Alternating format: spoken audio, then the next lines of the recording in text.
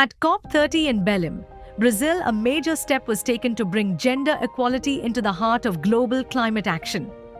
Countries agreed on the Belém Gender Action Plan, a 9-year roadmap that places women and girls at the center of climate policies and solutions. The plan recognizes that women experience climate impacts differently. It highlights the challenges faced by indigenous women, women in rural and remote areas, women with disabilities, and women of African descent. It brings attention to issues that were often ignored in climate negotiations, such as health, decent work, care responsibilities, and the protection of women who defend land and the environment. UN Women welcomed the plan as a blueprint for more inclusive and effective climate action. But it also stressed that progress depends on strong implementation. This means real financing, technical support, and commitment from all countries. Without these steps, the plan could remain a promise instead of becoming a force for change. To turn the agreement into action, climate strategies must protect the rights of women and girls in all their diversity. Climate funds need to reach them directly.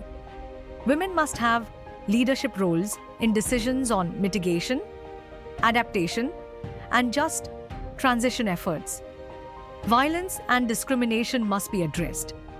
Care work and decent work must be recognized as part of climate responses, especially in communities where women carry the heaviest load. Success also depends on better tracking and accountability. Countries must build systems that monitor progress and create space for women to take part in decision-making at every level. Strong human rights principles will help ensure that no one is left behind. Across the global south, women are already leading climate solutions. They manage water, adapt crops, restore ecosystems, and protect land, often with very limited resources. The new plan acknowledges these realities and aims to strengthen them by directing support where it is needed most. This is not only about fairness, it is about building more resilient and effective climate responses. The world now has an opportunity to reshape climate action in a way that is more just and more grounded in real lived experience. If countries follow through, this agreement can turn into meaningful change over the next 9 years. The message for governments and institutions is simple.